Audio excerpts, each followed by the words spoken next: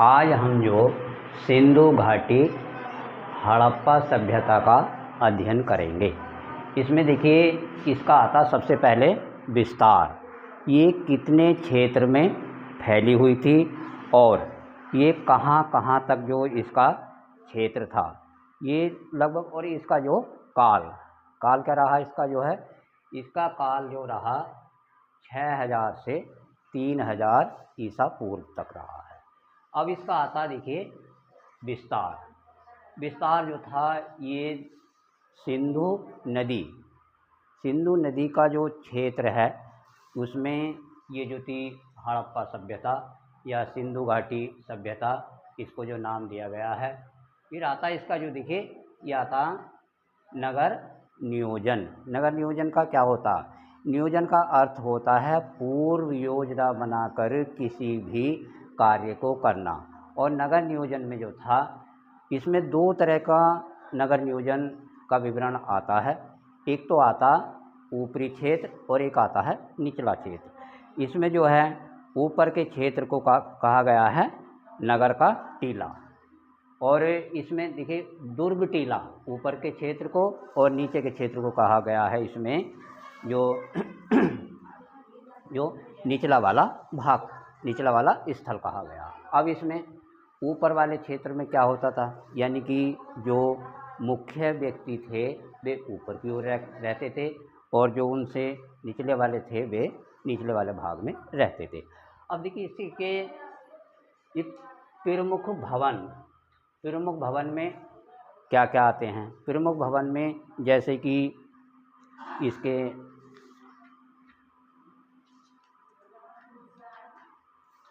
प्रमुख भवन में देखिए, एक तो सबसे जो विशाल भवन मिला है मोहनजोदड़ो, यानी कि ये कहा जाए कि सिंधु घाटी का जो क्षेत्र था और ये जो मोहनजोदड़ो जो ये उसका नगर था, तो एक राजधानी भी कहा जा सकता है। क्यों कहा जा सकता राजधानी? क्योंकि यहीं पर जो कोई जैसे कि वार्षिक समारोह होते थे इसी में, और यहीं जो है विशाल स्नानागार मिला है, और यहाँ जो बड़े बड़े भवन भी मिले हैं, पुरोहित का भवन, और जो विशेष रूप से यदि कोई यहाँ पर वार्षिक समारोह होता था तो वह भी जो यहाँ पर उसके साक्ष्य मिले हैं।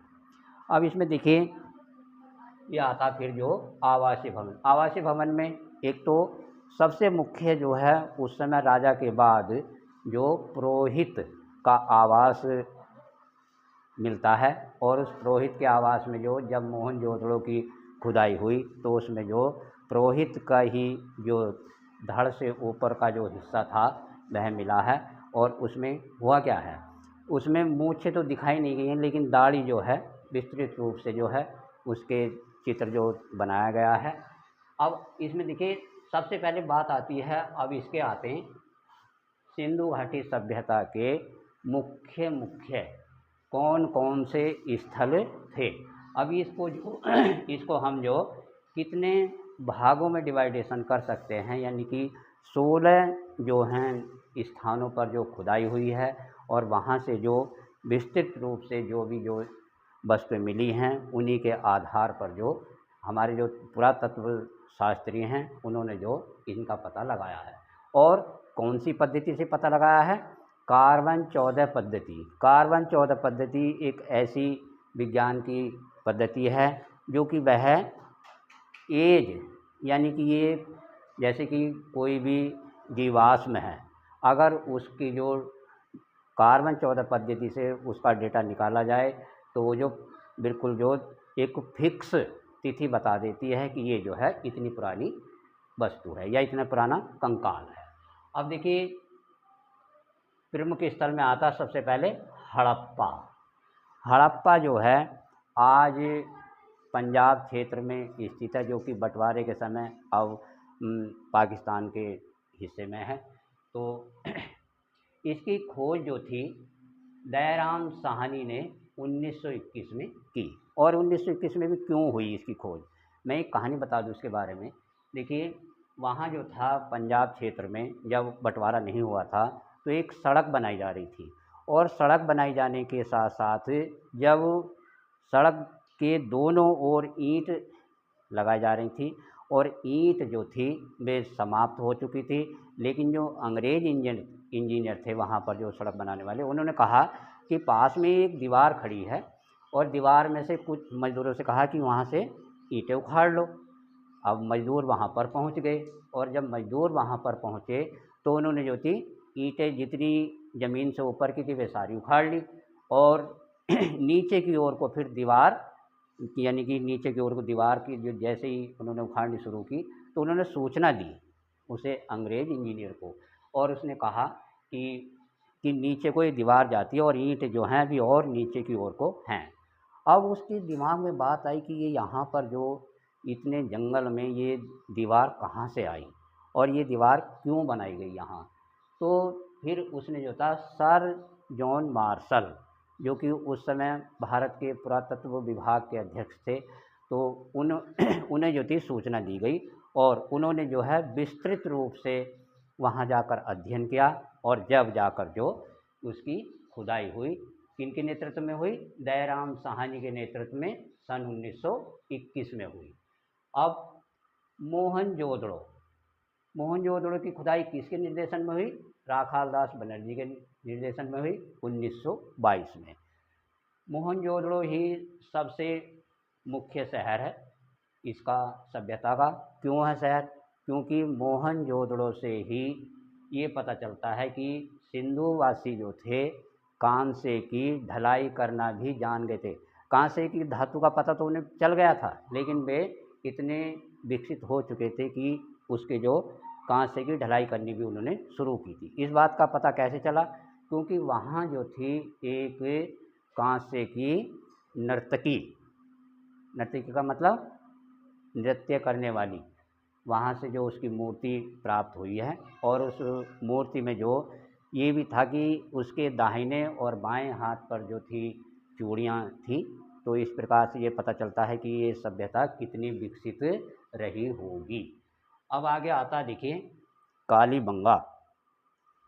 कालीबंगा में जो है ये इसका जो शाब्दिक अर्थ है काले रंग की चूड़ी, और यहाँ से जो ईंटें भी प्राप्त हुई और ईंट जो थी पक्की थी। और इस नगर के जो लोग थे, यानी कि जो ये तो सारे जितने भी इसके सभ्यता के लोग हैं, उन्हें पक्की ईंटों का ज्ञान था और ईंटों को जो थे चूनने से और जिप्सम से वे जो थे उसकी चिनाई करते थे। इसके बाद आता देखिए चुंदड़ो जो है एक बहुत ही महत्वपूर्ण स्थान है और इसका पता जो है जब इसकी खुदाई की गई तो एक किले के रूप में, यानी कि पूरा नगर जो था एक दुर्ग के रूप में जो अंदर उसके बंद था। तो इस तरह से हमें पता चलता है कि उस समय के व्यक्ति जो दूसरे जो आक्रमणकारी, यानी उस समय जो भी हुआ होगा उनसे सुरक्षा के लिए उन्होंने अपने जो यानी कि दुर्ग बनाया हुआ था। इससे आगे देखिए सबसे महत्वपूर्ण आता है फिर लोथल क्यों है महत्वपूर्ण। इस पर जो लोथल पर और मोहनजोदड़ो पर परीक्षा में निश्चित रूप से क्वेश्चन आता है।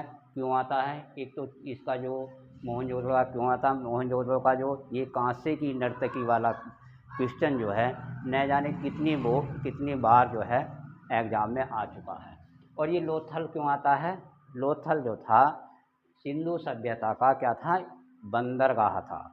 अब इसका कैसे पता चला बंदरगाह था ये, क्योंकि यहाँ से जो ये सिंधुवासी लोग जो थे अपना व्यापार दूसरे देशों से करते। दूसरे देश कौन से थे, मेसोपोटामिया की जो सभ्यता थी वहाँ से जो इनका आदान प्रदान होता था। अब इस बात का भी पता कैसे चला कि वहाँ से जो इसके जो लोथल से यानी सिंधु सभ्यता के और मेसोपोटामिया सभ्यता के जो किस तरह का इनका व्यापार होता था, इस बात का पता चला बाट से।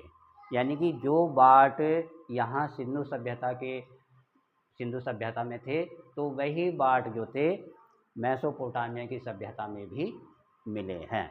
और बाट किस तरह के बनाए गए थे, एक श्रृंगी, उस पर जो सींग बना हुआ, मोहर के रूप में जो बाट बने हुए थे, सेल कड़ी के बने हुए थे। और एक बात और बता दूँ, इसमें जो है टेराकोटा, टेराकोटा एक प्रकार की मिट्टी होती है, उससे जो है वहाँ पर जो खिलौने खिलौने बनाए गए थे। और खिलौने के साथ साथ जो यानी कि जब इस सभ्यता में ये लोग अपने बच्चों को कोई खेलने के लिए वस्तु देते थे तो वे थे खिलौने। और देखिए, ये तो लोथल वेरी मोस्ट इम्पोर्टेंट है। इसमें से जो ये बंदरगाह में जो आता ही है कि सिंधु सभ्यता का बंदरगाह कहाँ था, लोथल।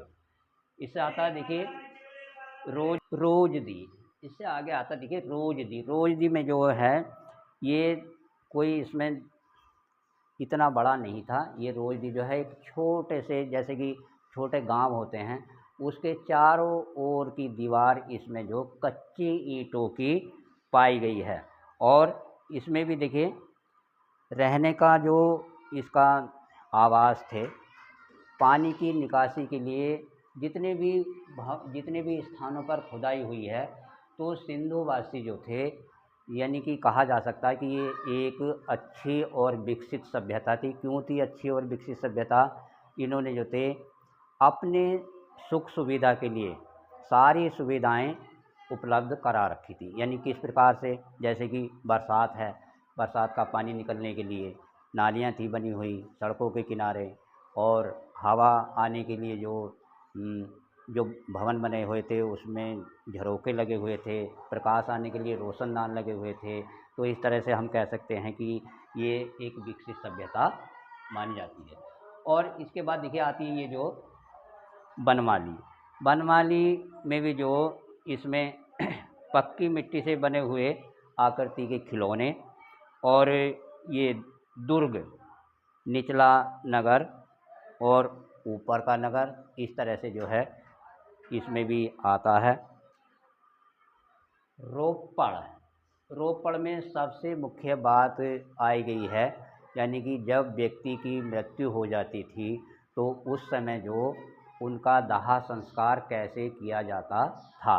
तो उनका दाह संस्कार किया जाता था यानी कि कब्र में दफन करना। और ये भी पता चलता है कि एक कब्र में दफन करना, और यहाँ से जो है बनमाली से धावन पात्र, यानी कि कपड़े धोने का जो पात्र था बड़ा, तो वह भी वहाँ से मिला है।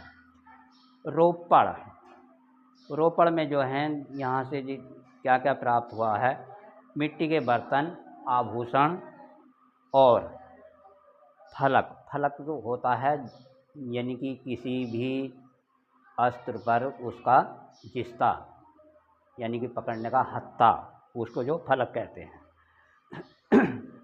सुरकोर्दा, आगे आता सुरकोर्दा। सुरकोर्दा का सबसे महत्वपूर्ण इसमें जो प्रदर्शित होता है, यानी कि यहाँ जो है घोड़े का जो यानी कि उसके हड्डियाँ भी प्राप्त हुई हैं, और दीवारों पर जो चित्र भी मिले हैं घोड़े के।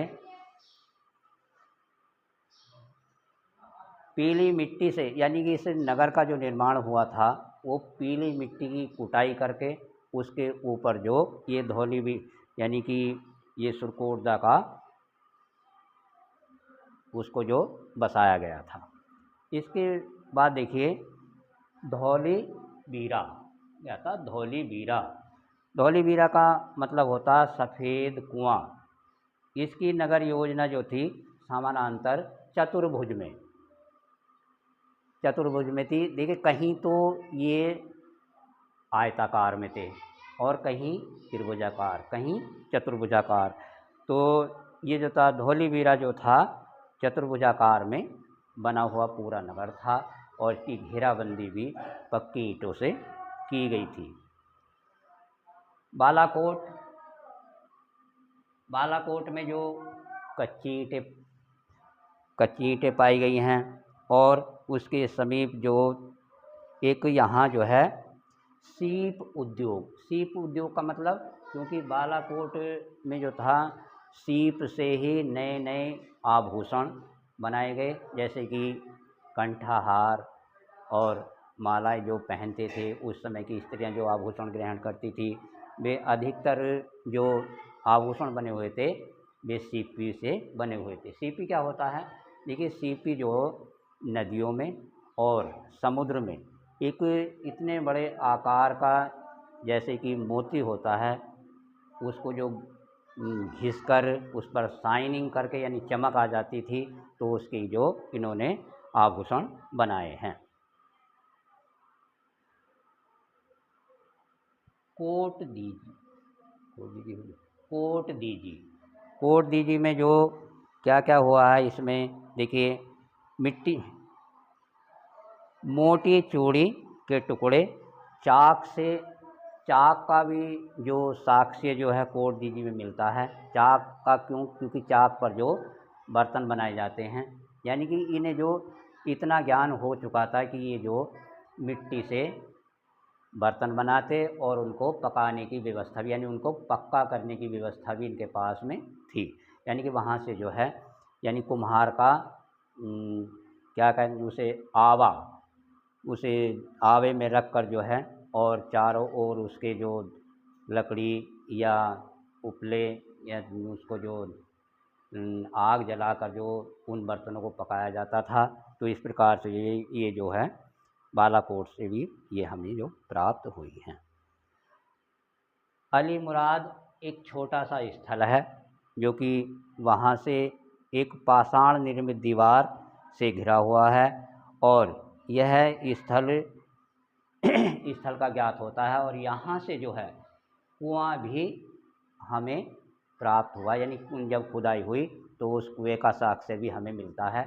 देखिए, जितने भी ये प्रमुख ये स्थान हैं, पानी पीने की व्यवस्था तो इन्होंने कुछ जो नदी से दूर थे वहाँ कुओं के माध्यम से कर रखी थी, और बाकी जो बिल्कुल नदी के पास में थे वहाँ जो नदी से पानी लाते थे और उसका ही जो प्रयोग करते थे।